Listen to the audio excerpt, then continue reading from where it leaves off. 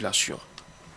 Il a décidé d'engager la société civile et les médias dans la lutte contre la corruption. Le secrétariat national à la gouvernance et au renforcement des capacités initie un séminaire aujourd'hui et demain. Surveiller et rapporter la corruption, outils et méthodes participatives pour les organisations de la société civile et les médias. Tel est le thème de cette rencontre à laquelle prend part Alexise Ouedraogo. Le permis d'inhumer, un document administratif simple à délivrer, mais précieux aux yeux des parents d'un défunt. En Côte d'Ivoire, c'est très souvent que sa délivrance est conditionnée par un petit geste pour encourager l'agent de mairie. La corruption dans le pays ne respecte même plus le caractère sacré de la mort. Notre pays fait encore partie des 50 pays les plus corrompus au monde. Pire, aucun secteur d'activité n'est épargné par le fléau. Le directeur pays du PNUD l'a signifié. Dans un pays en voie de développement, la corruption représente plusieurs milliards de francs CFA de perdus et surtout un détournement important de ressources rares.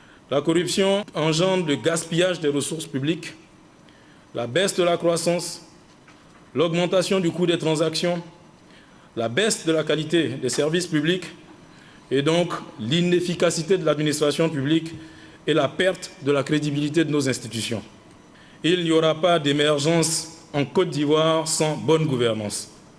Il n'y aura pas d'émergence sans transparence. Il n'y aura pas d'émergence sans reddition de comptes, sans contrôle. Et il n'y aura pas d'émergence sans un mécanisme efficace de sanction des faits de corruption. Conscient de cet état de fait et des difficultés à pénétrer la masse, la lutte contre la corruption se fait de nouveaux alliés, journalistes et société civile. Nous avons besoin d'outils et de méthodes pour dénoncer la corruption, pour aider le gouvernement à participer à la lutte efficace contre la corruption. Il faut que le gouvernement affiche effectivement sa volonté politique. Il ne faudrait pas que ce soit une situation du genre parce que les bailleurs de fonds justement font pression que le gouvernement fera semblant justement de les associer. Non. Cette rencontre marque le début d'une série d'activités que le SNGRC et ses partenaires entendent organiser pour armer le citoyen à l'exercice de son contrôle pour la lutte contre la corruption.